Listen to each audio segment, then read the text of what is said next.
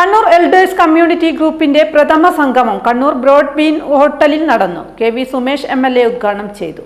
ജില്ലാതലത്തിലെ മുതിർന്നവരുടെ ആദ്യ വാട്സാപ്പ് കൂട്ടായ്മയാണിത്. നിലവിൽ 300ഓളം അംഗങ്ങളുണ്ട്. മുതിർന്നവരുടെ ഒറ്റപ്പെടൽ മാനസികാവസ്ഥ മാറ്റിയെടുത്ത് മാനസിക ഉല്ലാസത്തിനായി തന്റേതായ കഴിവുകളും പ്രകടിപ്പിക്കാനും മുതിർന്ന പൗരന്മാർക്ക് സന്തോഷിക്കാനുമുള്ള ഇടം ഉണ്ടാക്കുകയാണ് സംഗമത്തിന്റെ ലക്ഷ്യം. പ്രസിഡന്റ് പ്രേമൻ കെ അധ്യക്ഷത വഹിച്ചു. സിനിമാ താരം ഇല്ലിക്കെട്ട് നമ്പൂതിരി വിശിഷ്ടാതിഥിയായി.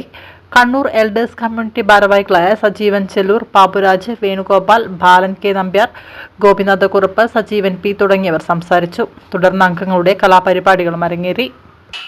നല്ലതുപോലെ നമ്മുടെ കുടുംബങ്ങൾ നാം ഇടപെടേണ്ടിയിരിക്കുന്നു. ഒരു വിഷമ ജീവിതം നയിച്ച് മുന്നോട്ട് പോവുക മാത്രമല്ല, നാം ശക്തമായി കേരളം കുടുംബാന്തരീക്ഷം അല്പ രോഗാതുരമായി തുടങ്ങിയിരിക്കുന്നു. അത് വലിയ തകർച്ചയിലേക്കാണ് സ്വാഭാവികമായിട്ട് കൊണ്ടുപോകുന്നത്. നാം ഈ പുതിയ തലമുറയെ പഠിപ്പിക്കേണ്ടിയിരിക്കുന്നു. ജീവിതത്തെ നാം എപ്പോഴും ജയിക്കില്ലെന്നും അതിനെ അഭിമുഖീകരിക്കലാണ് പ്രധാനമെന്നും ആ പ്രതിസന്ധിയെ മറികടക്കലാണ് നാം ചെയ്യേണ്ടതെന്നും ജീവിതത്തിൽ നാം കൂടുതൽ പരാജയപ്പെടുകയാണ് ചെയ്യാമെന്നും നാം നമ്മുടെ പുതിയ തലമുറയെ നിർബന്ധമായും പഠിപ്പിക്കേണ്ടിയിരിക്കുന്നു. ഗാന്ധിയോട് ഒരിക്കലും ഒരു വിദ്യാർത്ഥി ചോദിച്ചു, ഗാന്ധി എന്താണ് ജനാധിപത്യം?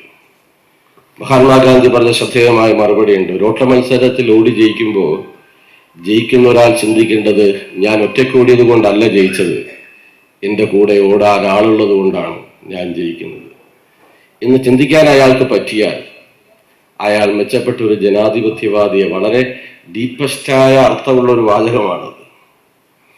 ഈ ഒരു ജനാധിപത്യ ബോധമില്ലാതെ നമ്മുടെ പുതിയ തലമുറ അല്പം വഴിമാറുന്നുണ്ട്.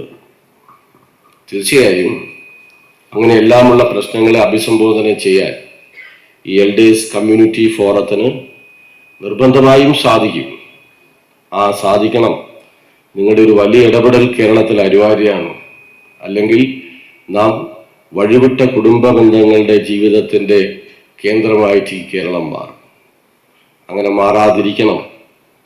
മാറാതിരിക്കണമെങ്കിൽ അതിൽ ഏറ്റവും മികച്ച സംഭാവന നൽകാൻ പറ്റുന്നവരാണ് ഈ സമൂഹത്തിലെ ഏറ്റവും പ്രധാനപ്പെട്ടവരായ ഈ സമൂഹത്തിന്റെ രക്ഷാകർത്താക്കൾ എന്നത് സാന്ദർഭികമായി സൂചിപ്പിച്ചുകൊണ്ട് തീർച്ചയായും ഈ നാടും ആ നാട്ടിലെ ഓരോ കുടുംബവും അതിൻ്റെ ഒരു വളർച്ചയിലും എല്ലാം വളരെ മൂല്യവത്തായ സംഭാവന നൽകിയിട്ടുള്ളവരാണ് ഇവിടെ ഇരിക്കുന്ന നിങ്ങൾ ഓരോരുത്തരും.